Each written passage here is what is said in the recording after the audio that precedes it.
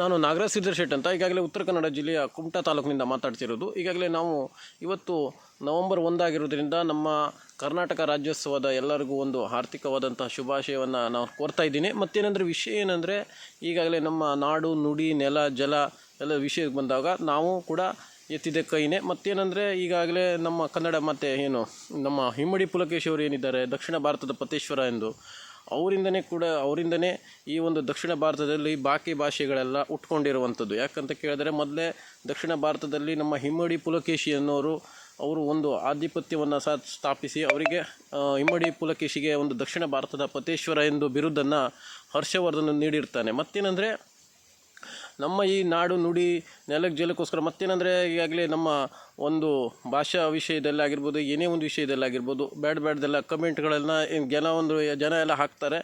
ಅದನ್ನು ಸ್ವಲ್ಪ ಮಟ್ಟಿಗೆ ಜನ ನಿಲ್ಲಿಸಬೇಕು. ಯಾಕಂತ ಕೇಳಿದರೆ, ಈಗಾಗಲೇ ಒಳ್ಳೊಳ್ಳೆ ವಿಚಾರಧಾರೆಗಳು, ಒಳ್ಳೊಳ್ಳೆಯ ಸಂದೇಶಗಳು ಜನರಿಗೆ ಹೆಚ್ಚಿನದಾಗಿ ರವಾನೆ ಮಾಡಬೇಕು. ನಮ್ಮ ಈ ರಾಜ್ಯವನ್ನು ಒಂದು ಭಾಷೆ ವಿಷಯದಲ್ಲಿ ಆಗಿರ್ಬೋದು ಗಟ್ಟಿಯಾಗಿ ಕಟ್ಟುವುದರಲ್ಲಿ ಎಲ್ಲರೂ ಕೂಡ ನಮ್ಮ ಕನ್ನಡಿಗರು, ಈಗ 6,25,00,000 ಕನ್ನಡಿಗರು ಏನಿದ್ದಾರೆ ಅವರು ಕೂಡ ಪ್ರಮುಖ ಪಾತ್ರವನ್ನು ವಹಿಸಬೇಕು.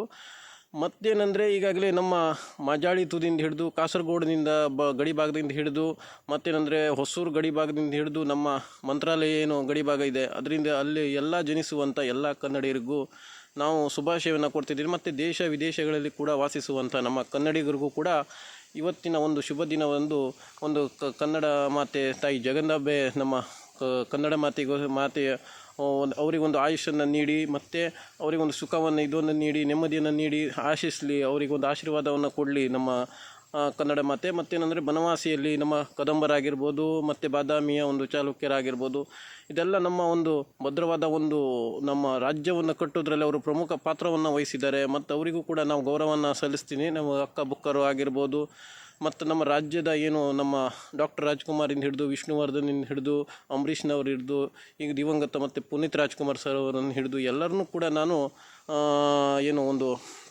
ಅವರಿಗೂ ಕೂಡ ಅಭಿನಂದನೆಯನ್ನು ಸಲ್ಲಿಸ್ತೀನಿ. ಯಾಕಂತ ಕೇಳಿದ್ರೆ, ನಮ್ಮ ನಾಡು ನುಡಿ ಭಾಷೆ ವಿಷಯಕ್ಕೋಸ್ಕರ ಅವರ ಪಾತ್ರ ಅಪಾರವಾಗಿರೋದ್ರಿಂದ ನಮ್ಮ ಕನ್ನಡ ಚಿತ್ರರಂಗ ಆಗಿರ್ಬೋದು, ರಾಜಕೀಯ ವಲಯದಲ್ಲಾಗಿರ್ಬೋದು, ಅವರಿಗೂ ಕೂಡ ನಾನು ಅಭಿನಂದನೆಯನ್ನು ಸಲ್ಲಿಸ್ತೀನಿ. ಮತ್ತೇನೆಂದರೆ, ಯಾಕಂದರೆ ಈಗ ನಾನು ಕೊಂಕಣಿಯವನಾಗಿದ್ದರೂ ಕೂಡ ನಾನು ಹುಟ್ಟಿ ಬೆಳೆದಿರೋದು ಕಲಿತಿರುವುದು ಎಲ್ಲ ನಾವು ಕನ್ನಡದಲ್ಲೇ. ನಮ್ಮ ನಾಡು ನುಡಿ ಭಾಷೆ ಎಲ್ಲ ನಾವು ಎಲ್ಲ ಕಲ್ತಿರೋದೇ ಕನ್ನಡದಲ್ಲಿ. ಅದಕ್ಕೋಸ್ಕರ ನಾವು ಕನ್ನಡವನ್ನು ಜೀವನದ ಅಂಶವನ್ನಾಗಿ ನಮ್ಮ ಭಾಷೆಯನ್ನು ನಮ್ಮ ದೇಶದ 4ನೇ ಒಂದು ಭಾಷೆಯಾದಂತಹ 4ನೇ ಸ್ಥಾನಮಾನ ಪಡೆದಂಥ ನಮ್ಮ ಕನ್ನಡ ಭಾಷೆಯನ್ನು ನಾವು ಜೀವಕ್ಕಿಂತ ಹೆಚ್ಚಿನದಾಗಿ ಪ್ರೀತಿಸುವಂತಹ ಕೆಲಸವನ್ನು ಮಾಡ್ತಾಯಿದ್ದೀವಿ. ಮತ್ತು ಮುಂದಿನ ದಿನಗಳು ಕೂಡ ಇದೇ ರೀತಿ ಸಕ್ರಿಯವಾಗಿ ನಾವು ಮುಂದಿನ ದಿನದಲ್ಲಿ ಬರ್ತೀವಿ.